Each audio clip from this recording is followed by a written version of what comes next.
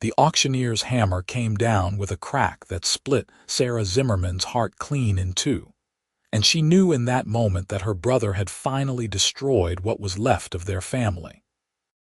She stood on the wooden platform in the center of Durango, Colorado, her hands trembling at her sides as the autumn wind of 1882 whipped through her dark hair. The crowd before her was a mix of ranchers, gamblers, and men with hungry eyes that made her skin crawl. Her brother Thomas had accumulated debts totaling $3,000, a fortune she could never hope to repay through honest work. The loan sharks had given him a choice: sell his sister or lose his life. Thomas had chosen himself, as he always did. $3,000, the auctioneer called out, his voice carrying across the town square. Who will pay $3,000 for this fine young woman? She is 22 years old, healthy, and capable of all manner of household duties. Sarah closed her eyes, trying to block out the humiliation. Her mother had died 2 years ago from consumption, and her father had been killed in a mining accident when she was 16.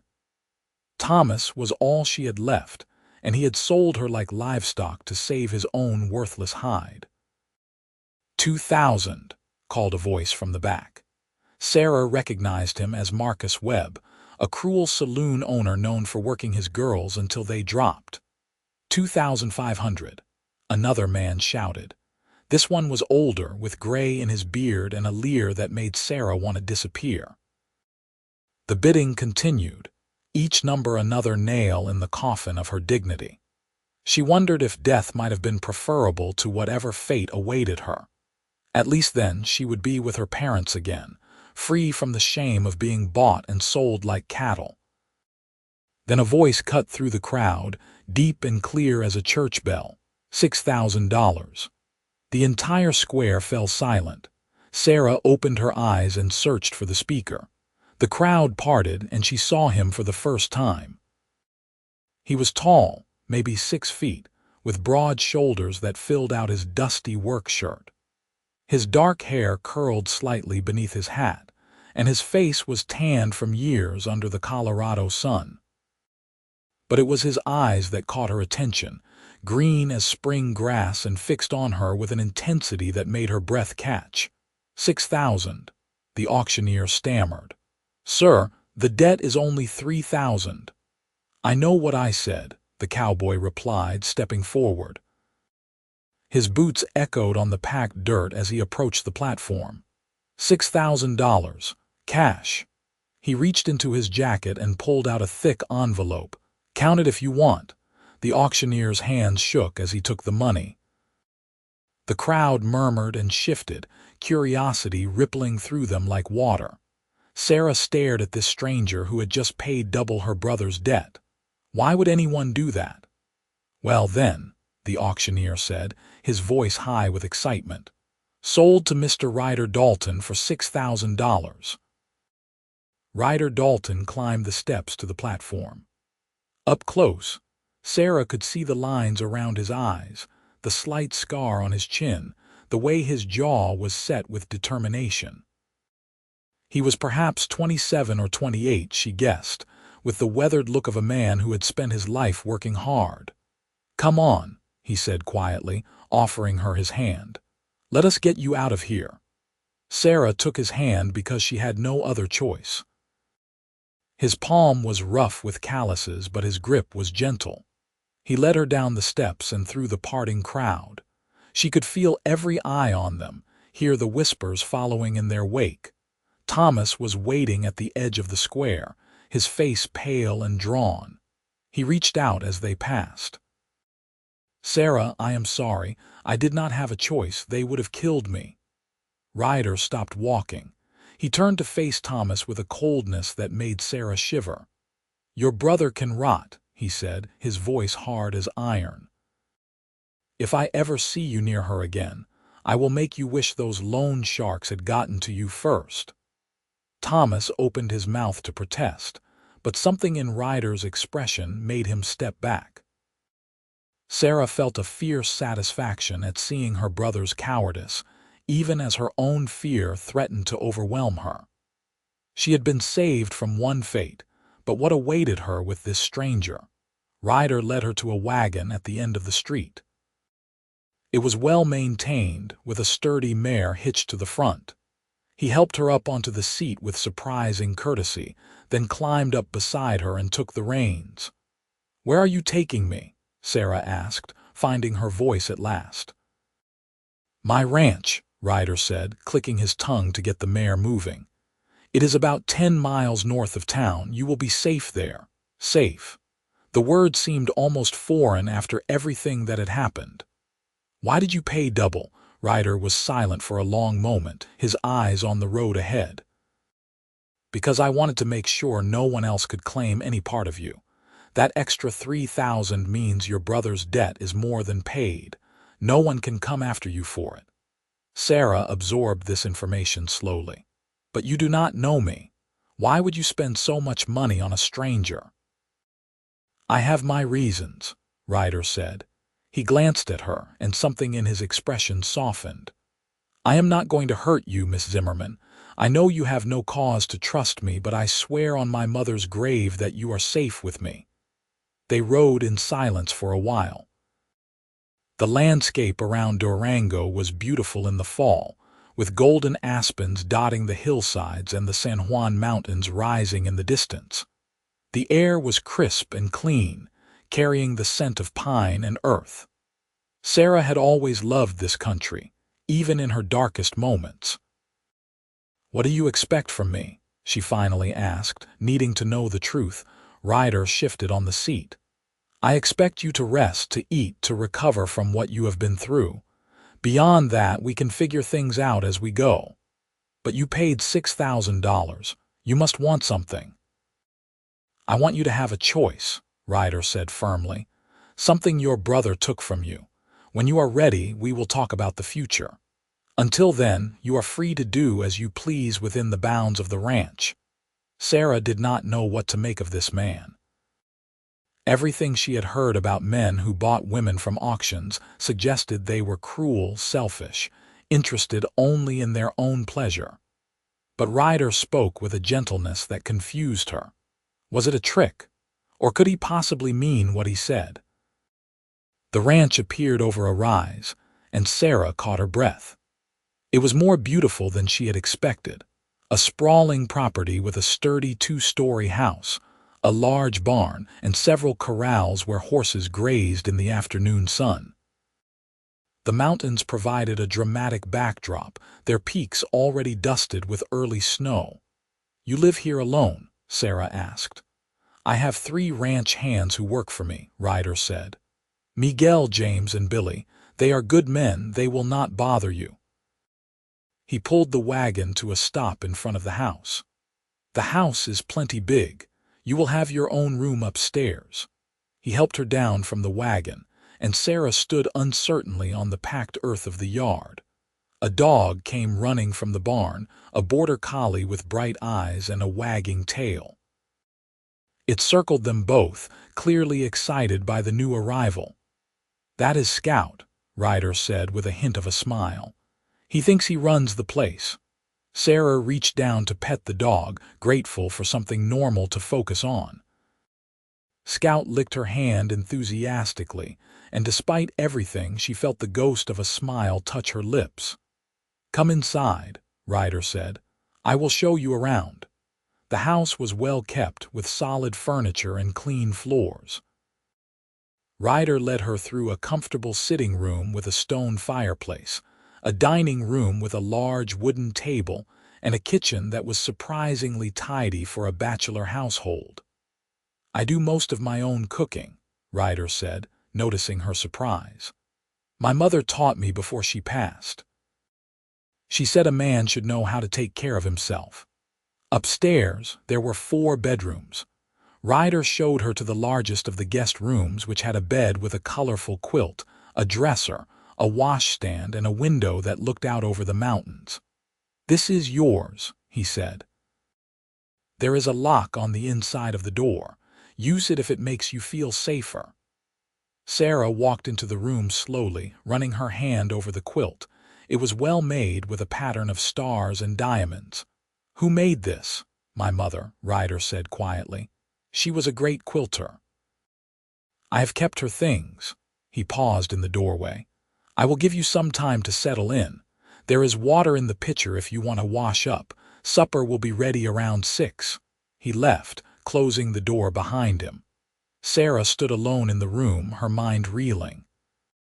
She went to the door and tested the lock. It worked smoothly. Then she went to the window and looked out at the ranch.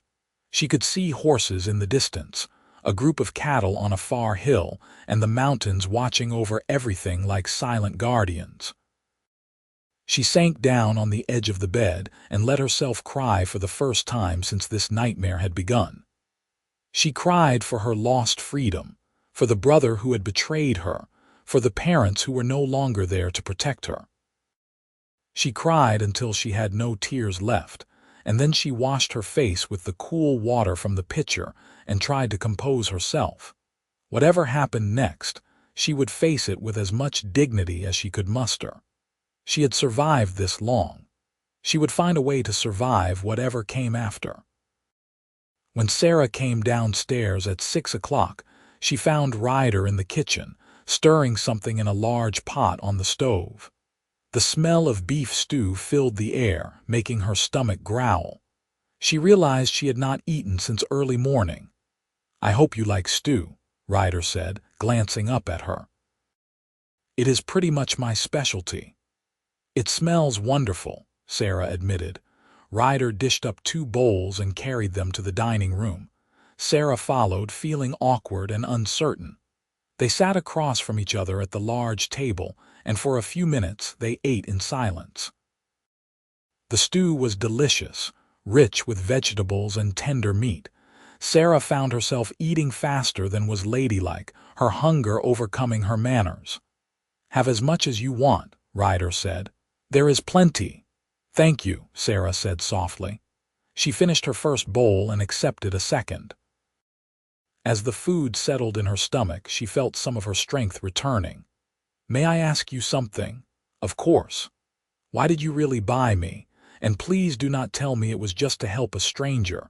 No one spends $6,000 for that."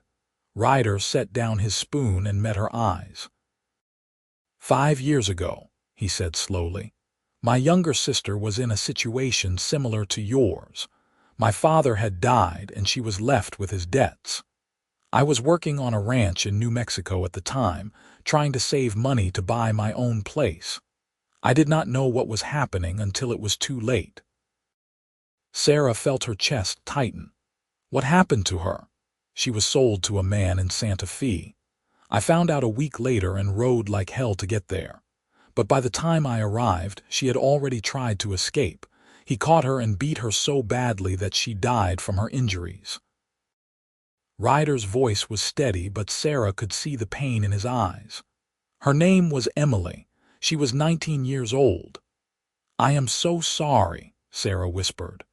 "I swore after I buried her that if I ever had the chance to save someone else from that fate, I would do it, no matter the cost." Ryder picked up his spoon again, though he did not eat. "When I heard about the auction today, I knew I had to be there. I have been saving for years to expand the ranch. That $6,000 was most of what I had. But I would spend it again in a heartbeat if it meant giving you the choice Emily never got." Sarah felt tears welling up again. "I do not know what to say." "You do not have to say anything. Just know that you are safe here, for as long as you want to stay." They finished their meal in a more comfortable silence. Afterward, Ryder showed her how to work the pump at the kitchen sink and where he kept the firewood for the stove. He treated her like a guest, not a possession, and with each passing hour, Sarah felt a tiny bit of the weight on her chest lifting. That night, she lay in the comfortable bed and stared at the ceiling. The house was quiet except for the occasional creak of settling wood and the distant howl of a coyote. She had locked the door, but somehow she did not feel as afraid as she had expected to. Ryder Dalton was either the most honorable man she had ever met or a very skilled liar. Time would tell which. The next morning, Sarah woke to sunlight streaming through her window. For a moment, she forgot where she was, and then the memories came flooding back. She dressed in the same clothes she had worn the day before, her only clothes, and went downstairs. Ryder was already up, making coffee in the kitchen. He looked up when she entered and nodded a greeting. "Morning. There are eggs and bread if you are hungry." "Thank you," Sarah said. She poured herself a cup of coffee and added a bit of sugar from the bowl on the counter. The coffee was strong and hot, exactly what she needed. "What do you usually do all day?" "Ranch work," Ryder said. "Feeding the animals, mending fences, training horses. There is always something that needs doing." He hesitated. "You are welcome to explore the place if you want, or just rest." "Whatever you need." Sarah thought about this as she ate her breakfast. She could spend the day hiding in her room, or she could start trying to understand this strange new life. "Could I see the horses?" Ryder's face brightened slightly. "You like horses?" "I used to," Sarah said. "My father worked in the mines, but before that he worked at a stable. He taught me to ride when I was young." "Then come on," Ryder said, standing up. "I will introduce you to the herd." They walked out to the barn together, Scout trotting along beside them. The morning air was cool and fresh, with a hint of wood smoke from a distant chimney. Sarah breathed deeply, feeling more alive than she had in weeks. The barn was large and well organized, with stalls lining both sides and a hayloft overhead. Horses nickered and shifted as they entered, curious about the visitors. Ryder led her down the aisle, pointing out each animal. "This is Thunder," he said, stopping at a stall with a massive gray gelding. "He is my main workhorse, strong as an ox and twice as stubborn." He moved to the next stall. "This is Daisy, my best mare. She just had a foal 2 months ago." Sarah looked into the stall and saw a beautiful bay mare with a leggy foal beside her. The baby had a white star on its forehead and looked at her with large, liquid eyes. "Oh," Sarah breathed. "He is beautiful." "She," Ryder corrected with a smile. "I call her Morning Star because she was born right at dawn." Without thinking, Sarah reached over the stall door. The mare sniffed her hand cautiously, then allowed herself to be petted. The foal stumbled over on gangly legs, curious about this new person. Sarah laughed as the baby nuzzled her palm, looking for treats. "She likes you," Ryder observed. "I like her too," Sarah said. She looked at Ryder, this man who had saved her, and asked nothing in return. "Thank you for showing me this."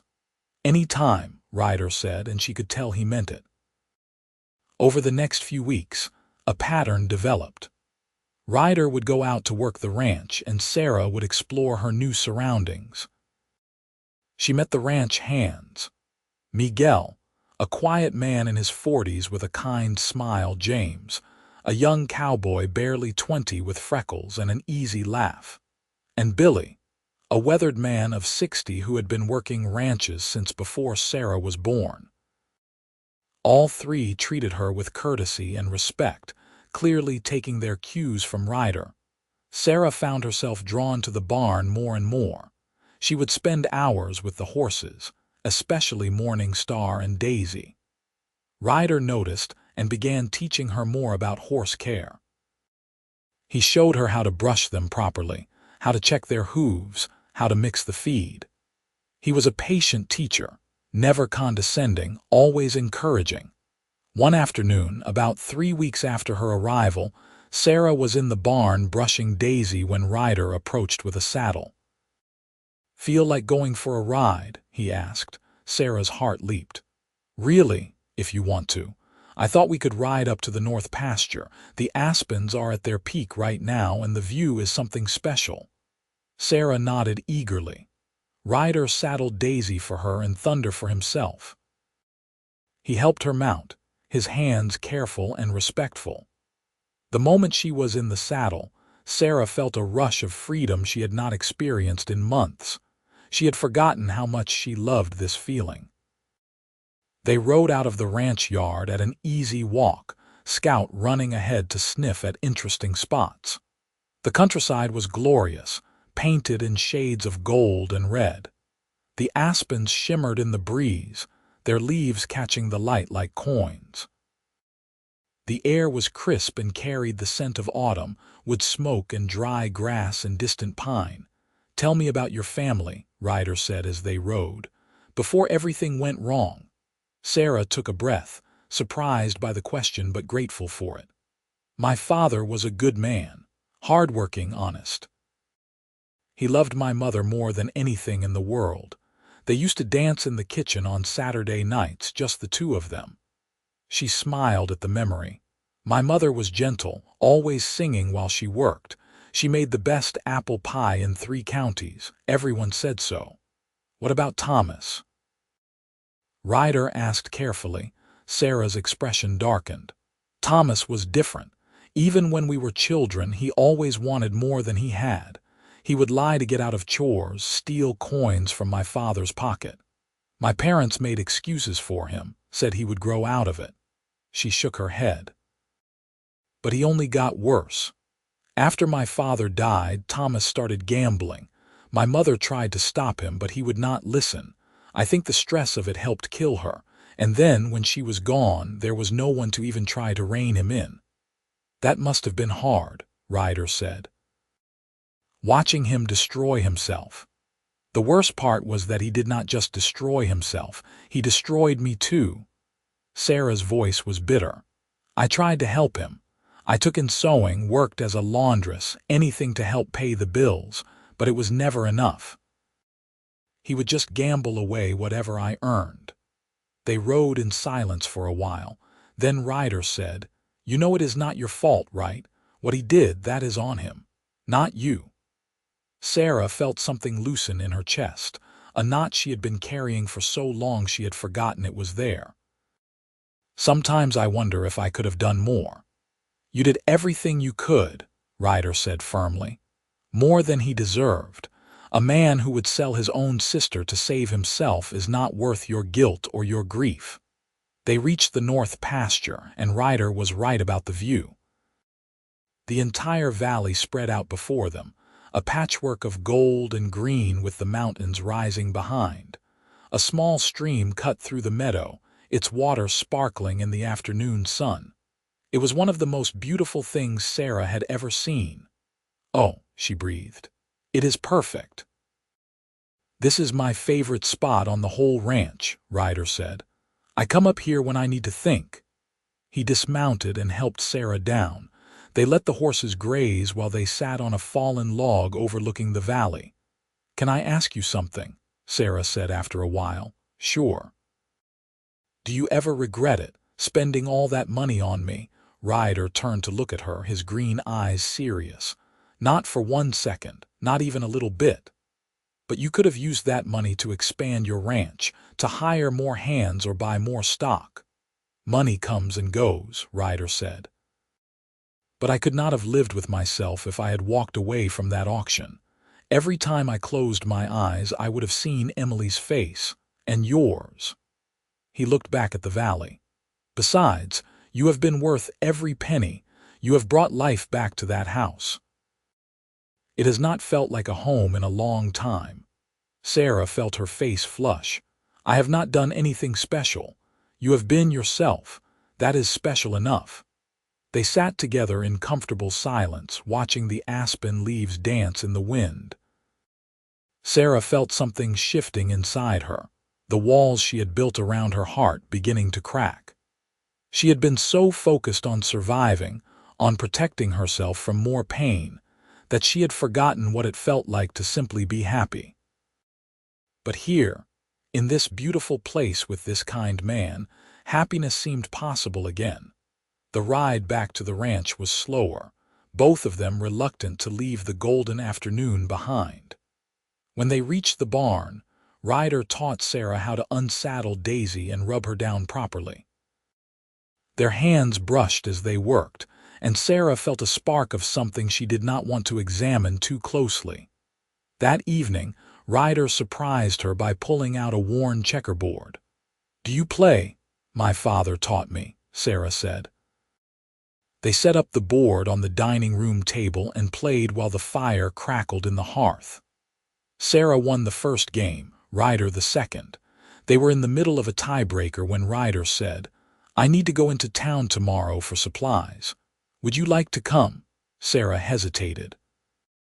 The thought of facing the people of Durango again made her stomach turn, but she could not hide forever.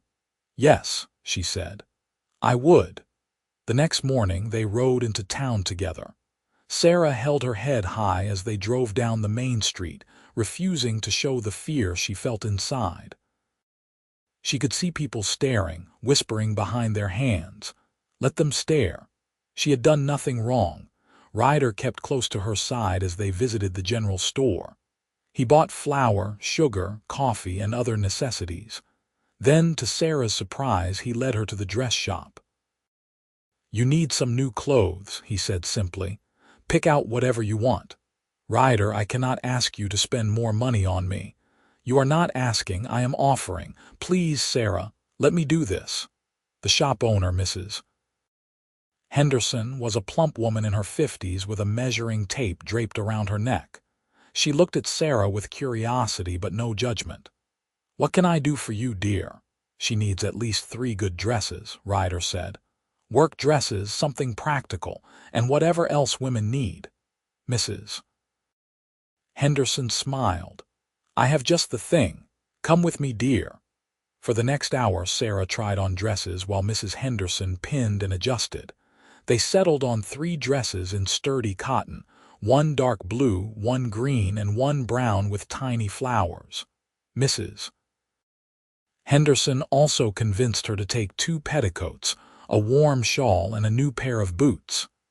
"The boots you are wearing are practically falling apart," the shopkeeper said kindly. "These will last you years if you take care of them." When everything was tallied up, the cost was substantial. But Ryder paid without hesitation, carrying the packages out to the wagon. Sarah felt overwhelmed by his generosity. "I do not know how I will ever repay you."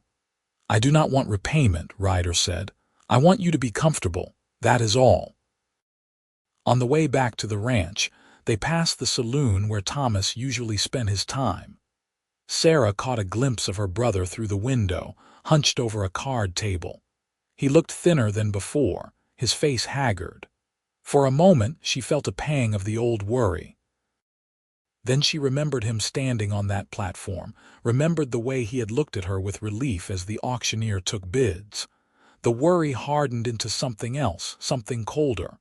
"Are you all right?" Ryder asked, noticing her expression. "Yes," Sarah said. "I am fine." That night, Sarah tried on her new dresses in her room. The blue one fit perfectly, bringing out the color of her eyes. She looked at herself in the small mirror over the dresser and barely recognized the woman staring back. She looked healthier than she had in months, with color in her cheeks and a brightness to her eyes that had been missing. Living at the ranch, eating regular meals and spending time outdoors had transformed her. She thought about Ryder, about his kindness and patience. He had asked nothing of her except to be herself.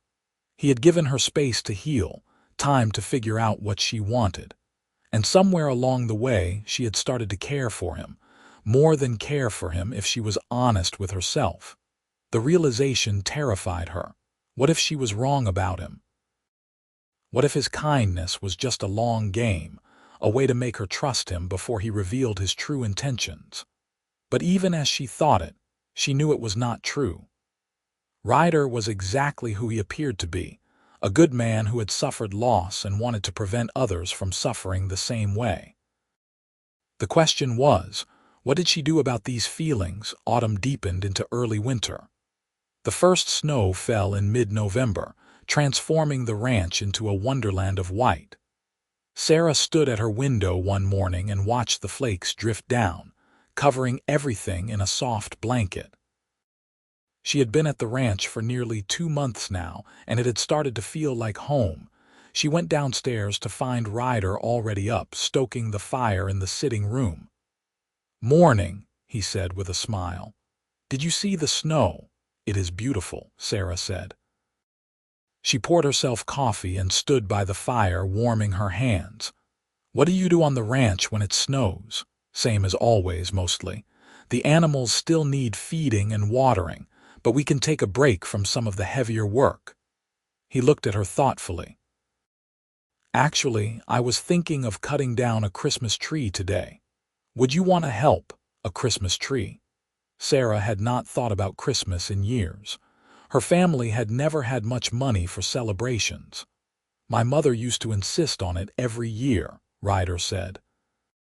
"I've kept up the tradition.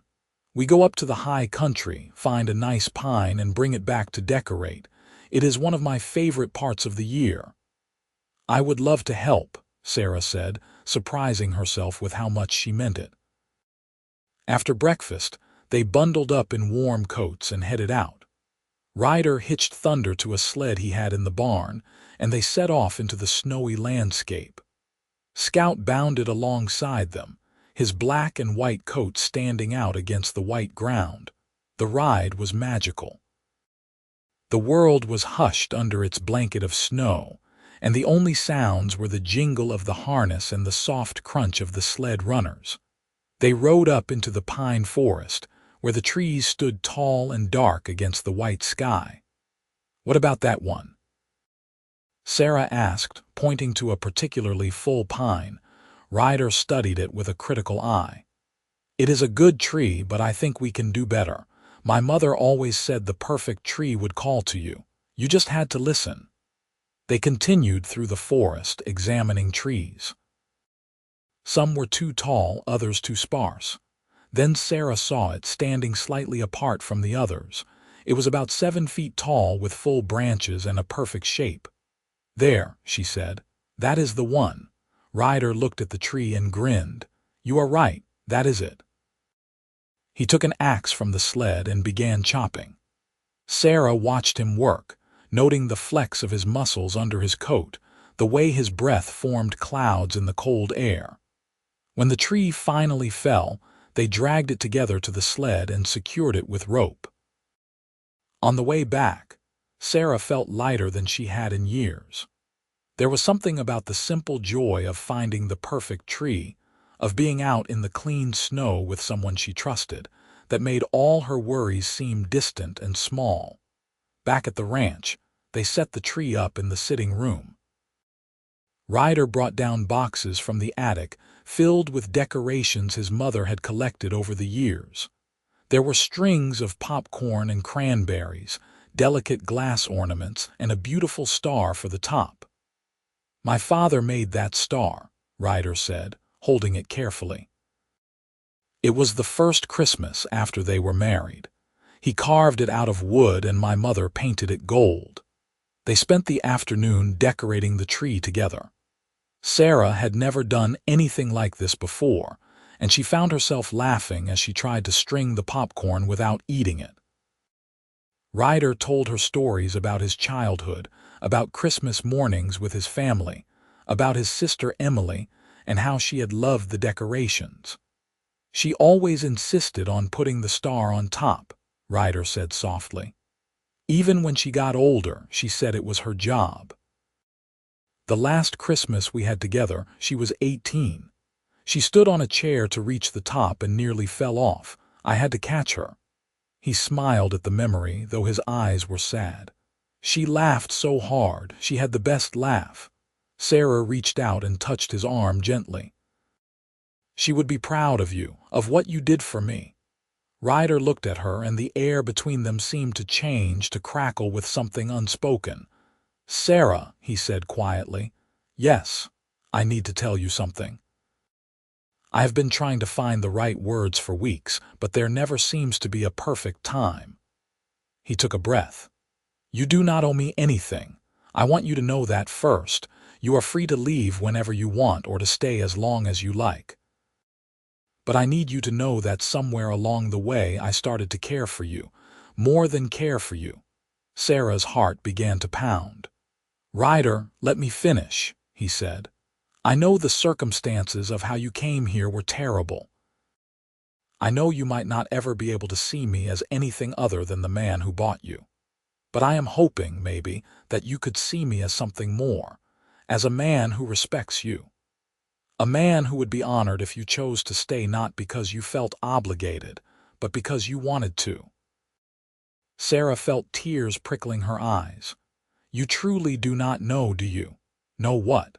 "That I fell in love with you weeks ago," Sarah said, the words tumbling out.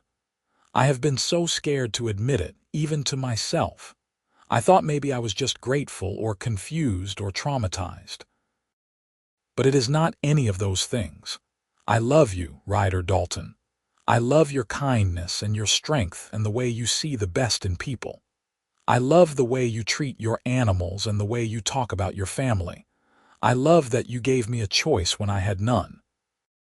Ryder stared at her for a moment, as if he could not quite believe what he was hearing. Then he crossed the distance between them in 2 long strides and cupped her face in his hands. "Can I kiss you, please?" Sarah breathed. His lips met hers gently at first, tentative and questioning. But when Sarah responded, wrapping her arms around his neck, the kiss deepened. It was everything a first kiss should be, sweet and passionate, full of promise and hope. When they finally broke apart, both were breathing hard. "I love you," Ryder said again, resting his forehead against hers. "I will spend every day proving that you made the right choice." "I know I did," Sarah said. They finished decorating the tree together, stealing kisses between ornaments.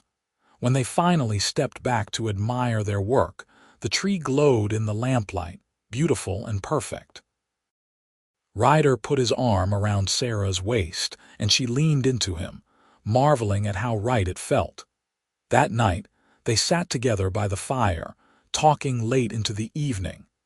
They spoke about their hopes and dreams, about the future they could build together. Ryder wanted to expand the ranch, to breed better horses. Sarah surprised herself by admitting she had always wanted to learn to read better, to have access to books and knowledge. "There is a library in Durango," Ryder said. "We can go every week if you want. I will help you with any words you do not know." "You would do that?" "I would do anything for you," Ryder said simply. "Anything at all." Christmas came, and with it, more snow. Ryder gave Sarah a leather-bound book of poetry and a beautiful locket that had belonged to his mother. Sarah had saved the money she had earned from selling some eggs to the general store and bought Ryder a new pair of leather gloves and a warm scarf she had knitted in secret. "You made this?" Ryder asked, wrapping the scarf around his neck. "It is not very good," Sarah said, suddenly shy. "I am still learning." "It is perfect," Ryder said, kissing her soundly. "Absolutely perfect." They spent Christmas Day at the ranch with Miguel, James, and Billy. Sarah cooked a ham and made biscuits, while Ryder prepared vegetables and made his mother's special gravy recipe. The 5 of them sat around the big dining table, eating and laughing and sharing stories. It was the best Christmas Sarah could remember. That night, after the ranch hands had gone to the bunkhouse, Ryder took Sarah's hands in his. "Marry me," he said. Sarah's breath caught. "What?" "Marry me," Ryder repeated. "I know it has not been very long, but I know what I want. I want to wake up next to you every morning. I want to build a life with you, a family. I want to grow old on this ranch with you by my side." He reached into his pocket and pulled out a simple gold band. "This was my grandmother's ring. It is not fancy, but it has been in my family for 3 generations. I would be honored if you would wear it." Sarah looked at the ring, then at Ryder's face. She saw love there and hope and a vulnerability that made her heart ache. "Yes," she said. "Yes, I will marry you." Ryder slipped the ring onto her finger.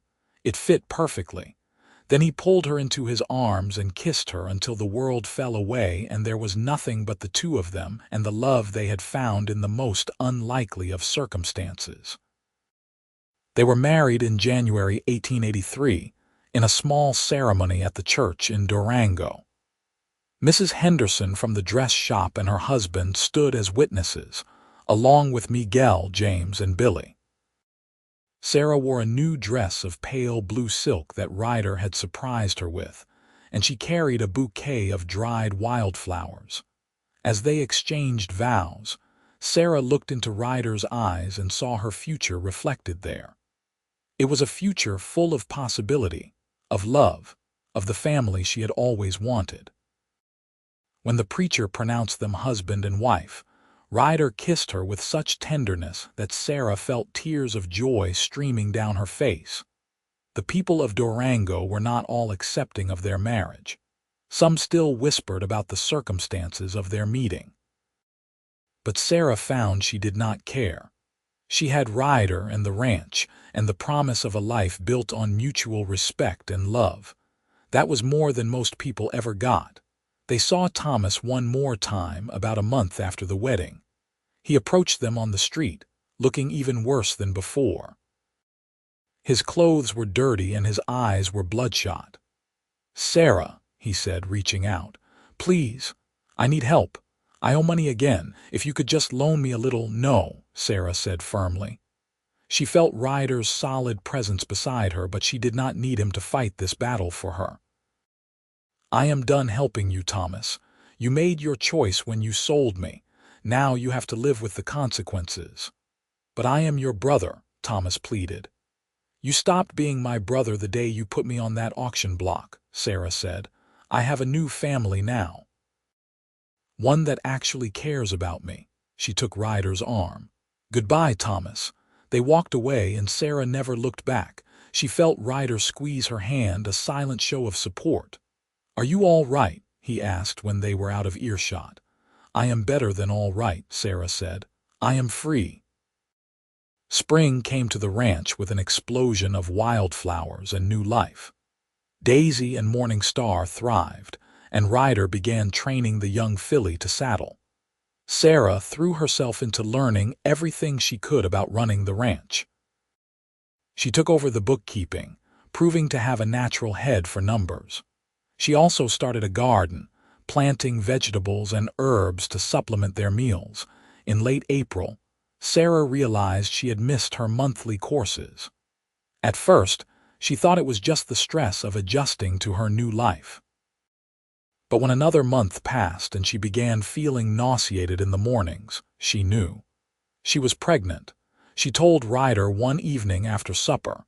He was reading by the fire and she sat down beside him, taking his hand and placing it on her still flat stomach.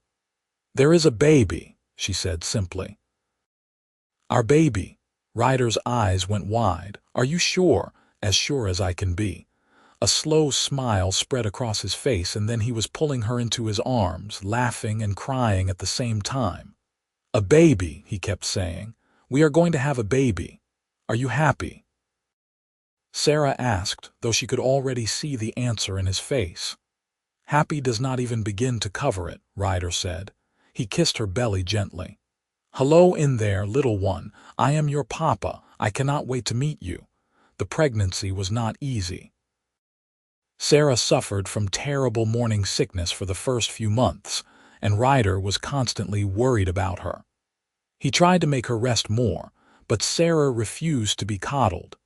She had never been the type to sit idle, and pregnancy was not going to change that. "I am not made of glass," she told him when he tried to stop her from carrying a basket of laundry. "Women have been having babies since the beginning of time. I will be fine." But Ryder could not help his protectiveness. He brought her water constantly, made sure she ate enough, and rubbed her feet when they swelled. He talked to the baby every night, telling it stories about the ranch and the mountains and all the things they would do together. Sarah would lie in bed, one hand on her growing belly, and listen to Ryder's deep voice, falling more in love with him every day. The baby came in December, just as the first snow began to fall. Sarah's labor was long and difficult, lasting nearly a day and a half. Ryder stayed by her side the entire time, holding her hand and wiping her brow. Mrs. Henderson came to act as midwife, her capable hands and calm demeanor a comfort in the midst of the pain. Finally, as the sun was setting on the second day, the baby was born. a boy with strong lungs and a head full of dark hair. Ryder cried when Mrs. Henderson placed the baby in his arms, his hands trembling as he looked down at his son. "He is perfect," Ryder breathed. "Sarah, look what we made." Sarah was exhausted, but she smiled as Ryder brought the baby to her. She took her son in her arms and marveled at his tiny fingers, his rosebud mouth, the way he fit so perfectly against her chest. "Hello, little one," she whispered. "Welcome to the world." They named him James Emmett Dalton, after Ryder's father and Sarah's father. Little Jamie, as they called him, was a good baby, healthy and alert. He had Ryder's green eyes and Sarah's dark hair, and from the moment he was born, he had both of his parents wrapped around his tiny finger. Those first months of parenthood were exhausting and wonderful. Sarah and Ryder took turns walking the floor with Jamie when he fussed at night. They marveled over every coo and gurgle, every milestone, no matter how small. Ryder proved to be a devoted father, changing diapers without complaint and spending hours just holding his son. "I never want him to doubt that he is loved," Ryder told Sarah one night as he rocked Jamie to sleep.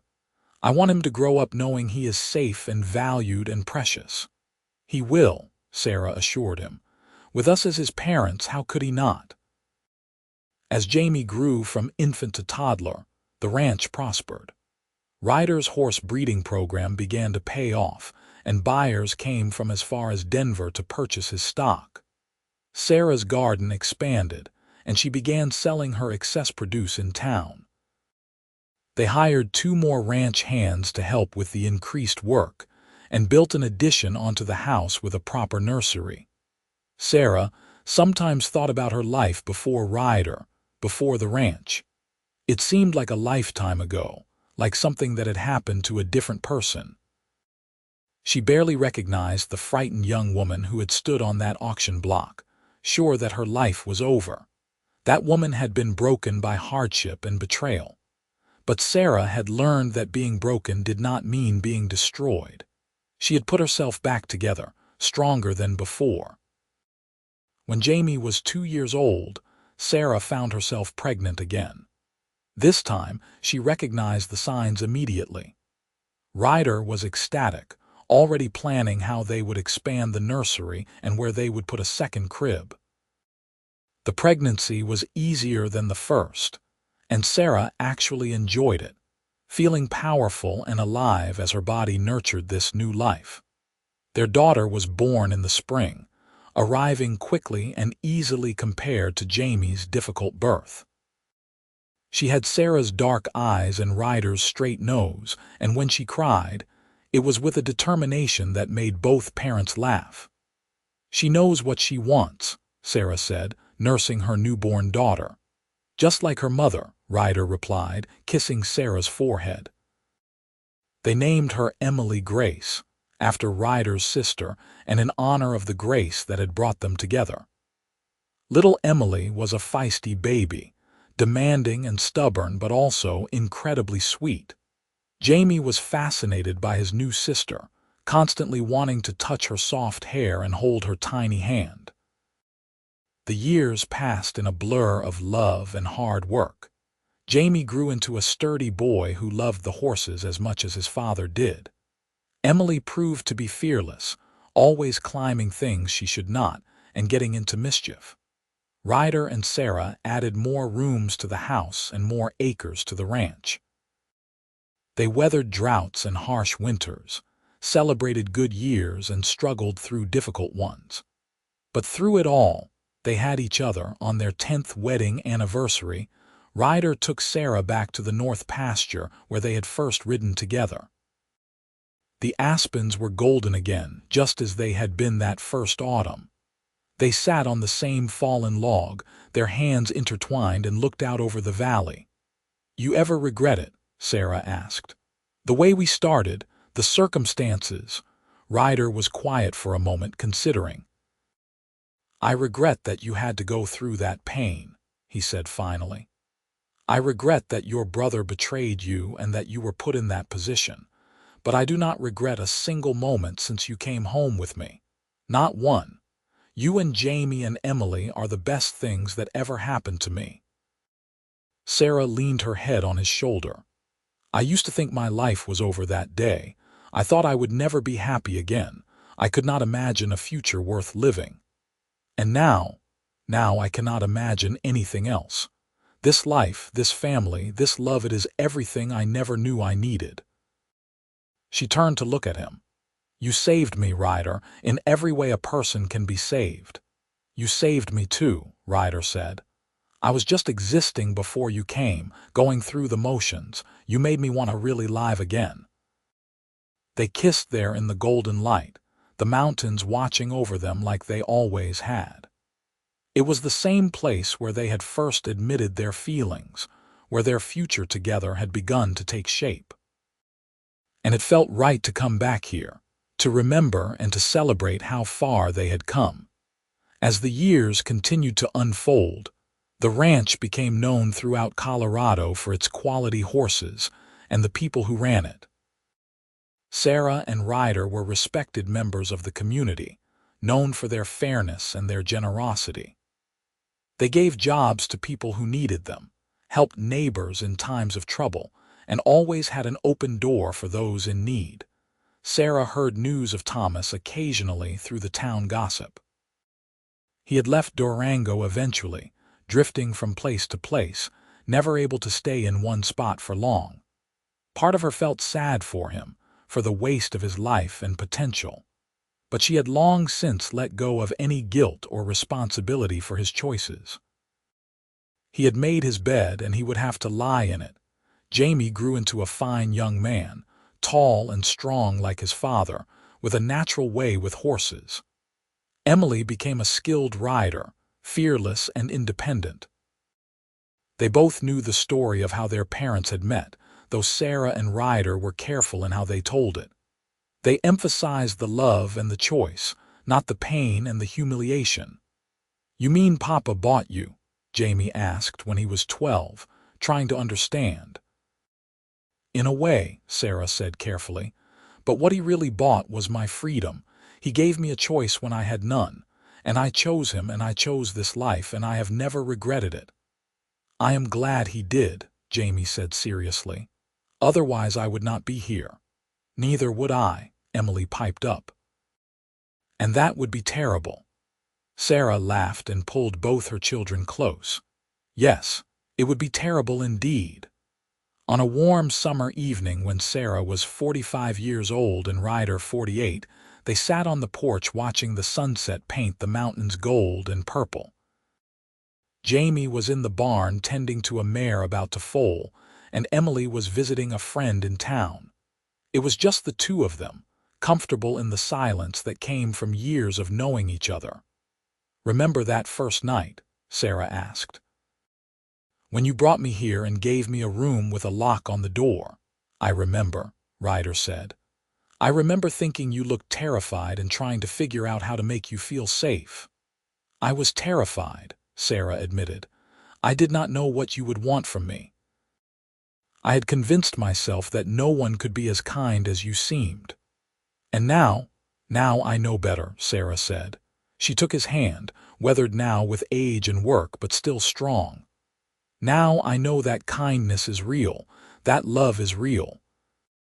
That sometimes, in the darkest moments, grace finds a way through." Ryder brought her hand to his lips and kissed it. "You are my grace, Sarah Dalton, every single day." They sat together as the stars began to appear, the same stars that had watched over them since the beginning.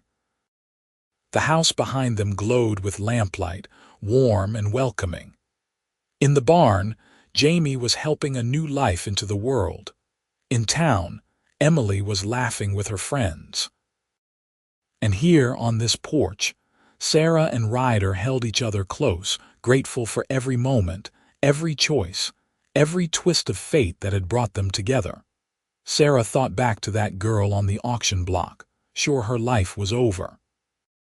If she could send a message back through time, she would tell that girl to hold on, to have faith, to trust that even in the darkest night, dawn would come, She would tell her that the cowboy who paid double would turn out to be the love of her life. That from the ashes of her old life, something beautiful would grow. Years turned to decades. Sarah and Ryder grew older together, their hair turning gray, their steps slowing. But their love never diminished. If anything, it deepened with time, becoming richer and more precious. They watched their children marry and have children of their own, filling the ranch house with the laughter of grandchildren. Jamie married a kind woman named Catherine from a neighboring ranch, and they had 3 daughters. Emily married a schoolteacher named Robert, and they had twin boys who reminded everyone of Jamie and Emily at that age. The ranch stayed in the family, passed down through the generations along with the story of how it had all begun. On their 50th wedding anniversary, Sarah and Ryder stood in the same church where they had married, surrounded by their children and grandchildren. They renewed their vows with trembling voices and tears in their eyes. When Ryder said, "I do," this time, his voice was shaky with age but no less certain. When Sarah said, "I do," she meant it with every fiber of her being. That night alone in their room, Ryder held Sarah close. 50 years, he marveled. Half a century. "Best 50 years of my life," Sarah said. "Every single day. Even the hard ones, especially the hard ones," Sarah said, "because we faced them together." They fell asleep that way, wrapped in each other's arms the way they had slept for 50 years.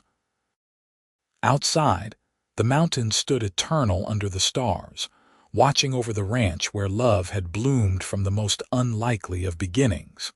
Sarah Dalton lived to be 78 years old, surrounded by her family in the house that Ryder had built. Ryder held her hand as she took her last breath, and his final words to her were the same words he had spoken for 56 years. "I love you." Ryder followed her 6 months later, his heart simply unable to go on without her. They were buried side by side in the small cemetery overlooking the north pasture, where the aspens turned gold every autumn and the view stretched forever. Their headstone was simple: Ryder and Sarah Dalton, together in life, together in death, together forever. But their love lived on in the ranch they had built, in the children and grandchildren they had raised, in the legacy of kindness and grace they had left behind. And sometimes, on golden autumn afternoons when the aspens shimmer and the mountains glow, people swear they can see 2 figures on horseback riding through the valley, their love transcending even death itself. The story of the woman who was sold to pay her brother's debts and the cowboy who paid double became legend in Colorado. It was told and retold, passed down through generations. But those who knew the truth understood that it was not just a story about being saved. It was a story about choosing love, about building something beautiful from broken pieces, about the grace that finds us even in our darkest hours. And in the end, it was a story about 2 people who found each other against all odds and loved each other with everything they had, for as long as they both lived. That kind of love, the kind that transforms and heals and endures, is the rarest and most precious thing in the world. Sarah and Ryder had it, and they never took a single day of it for granted. Their ranch still stands today, run by their great-great-grandchildren, a testament to what can grow when love is planted in even the rockiest soil. And in the barn, there is still a stall for Morning Star's descendants, still horses being bred and trained with the same care and respect that Ryder showed all those years ago. The story ends as all good love stories do, with a promise kept, a life well lived, and a love that death itself could not diminish. Sarah Zimmerman, who stood on an auction block in Durango, Colorado in 1882, certain her life was over, could never have imagined the beautiful future that awaited her. But Ryder Dalton saw it from the moment he laid eyes on her, and he was willing to pay any price to give her the chance to see it too. And so they lived, and so they loved, and so their story became the kind of tale that reminds us all that even in our darkest moments, hope remains. That sometimes salvation comes in unexpected forms. That love, real love, is always worth fighting for. And that the best stories are not the ones that begin perfectly, but the ones that end with two souls finding their way home to each other, no matter how long or difficult the journey.